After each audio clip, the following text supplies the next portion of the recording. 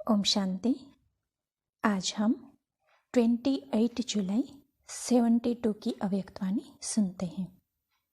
आज की वाणी का सार है, अपवित्रता और वियोग को संहार करने वाली शक्ति या ही असुर संहारनी है। बाप द्वारा आने से ही मुख्य 2 वरदान कौन से मिले हैं? उन मुख्य 2 वरदानों को जानते हो? तो देखो, बाबा कहते हैं कि पहले पहले आने से यही 2 वरदान मिले कि योगी भव और पवित्र भव। दुनिया वालों को भी 1 सेकंड में 35 वर्षों के ज्ञान का सार इन्हीं शब्दों में सुनाती हो ना। पुरुषार्थ का लक्ष्य व प्राप्ति भी यही है ना। व संपूर्ण स्टेज व सिद्धि की प्राप्ति तो यही होती है। तो जो पहले पहले आने से वरदान मिले व स्मृति दिलाई कि आप सभी आत्माओं का वास्तविक स्वरूप यही है, क्या वह पहली स्मृति व यह वरदान प्राप्त करते जीवन में यह दोनों ही बातें धारण कर ली है? अर्थात योगी भव और पवित्र भव ऐसे जीवन बन गई है कि अभी बना रही हो? धारणा मूर्त बन गए हो व अभी धारण कर रहे हो? है तो बहुत कॉमन बात ना। सारे दिन में अनेक बार यह 2 बातें वर्णन करते होंगे। तो यह 2 बातें धारण हो गई है व हो रही है। अगर योगीपन में जरा भी वियोग है, भोगी तो नहीं कहेंगे।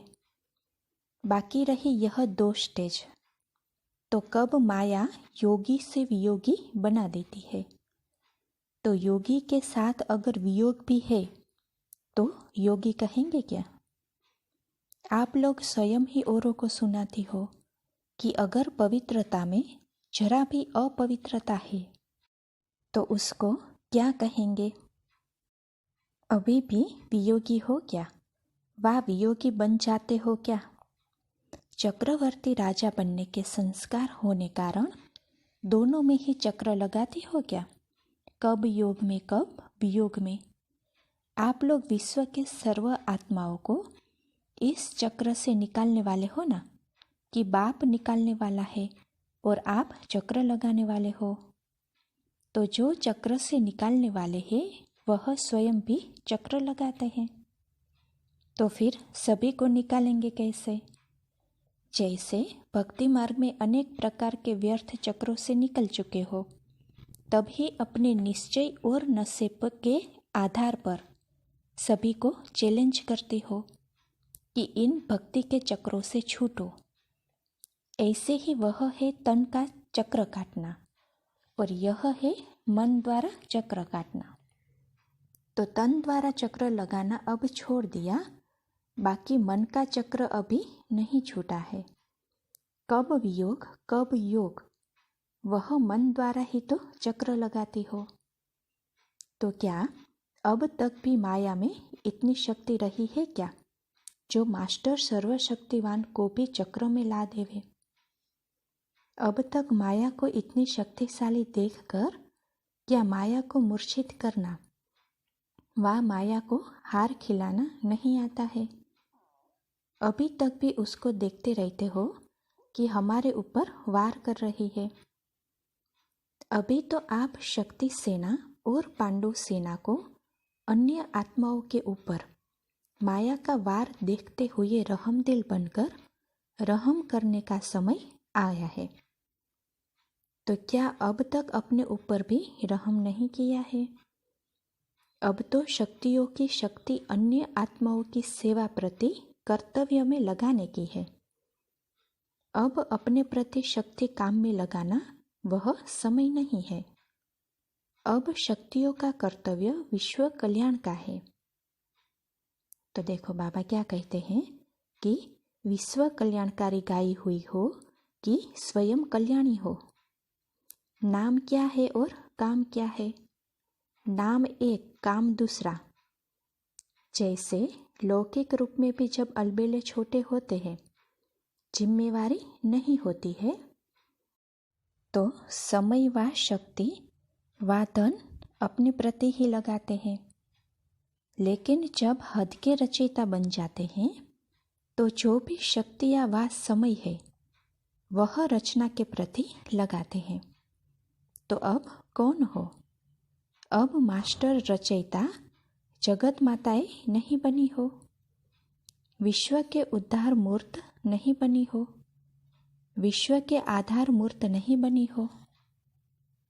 जैसे शक्तियों का गायन है कि 1 सेकंड की दृष्टि से असुर संहार करती है, तो क्या अपने से आसुरी संस्कार व अपवित्रता को सेकंड में संहार नहीं किया है? व दूसरों प्रति संहारनी हो, अपने प्रति नहीं। अब तो माया अगर सामना भी करे तो उसकी क्या हालत होनी चाहिए? जैसे छुई मुई का वृक्ष देखा है ना, अगर कोई भी मनुष्य का जरा भी हाथ लगता है तो शक्तिहीन हो जाती है, उसमें टाइम नहीं लगता। तो देखो बाबा क्या कहते हैं कि आपके सिर्फ 1 सेकंड के शुद्ध संकल्प की शक्ति से माया छुई मुई माफक मूर्छित हो जानी चाहिए। ऐसी स्थिति नहीं आई है। अब तो यही सोचो कि विश्व के कल्याण प्रति ही थोड़ा सा समय रहा हुआ है, नहीं तो विश्व की आत्माएं आप लोगों को उल्हना देगी कि आप लोगों ने 35 वर्ष में इतनी पालना ली, फिर भी कहती हो योगी भव पवित्र भव बन रहे, और हमको कहती हो 4 वर्ष में वर्षा ले लो। फिर आपका ही उल्हना आपको देंगे, फिर आप क्या कहेंगे? यह जो कहते हो कि अभी बन रहे हैं व बनेंगे करेंगे, यह भाषा भी बदलनी है। अभी मास्टर रचयिता बनो, विश्व कल्याणकारी बनो।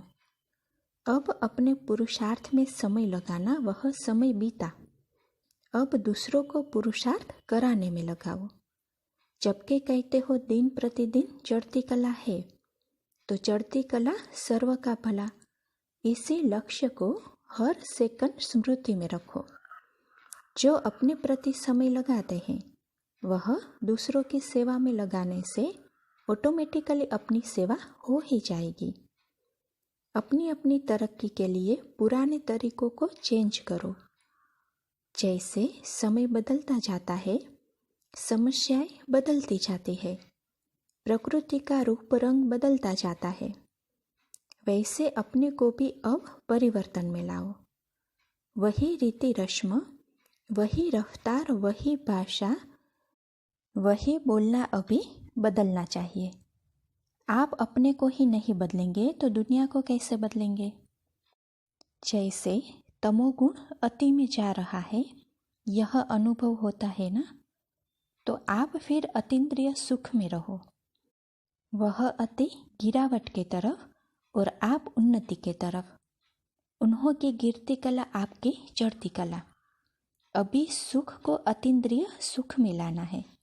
इसलिए अंतिम स्टेज का यही गायन है कि अतीन्द्रिय सुख गोप गोपियों से पूछो।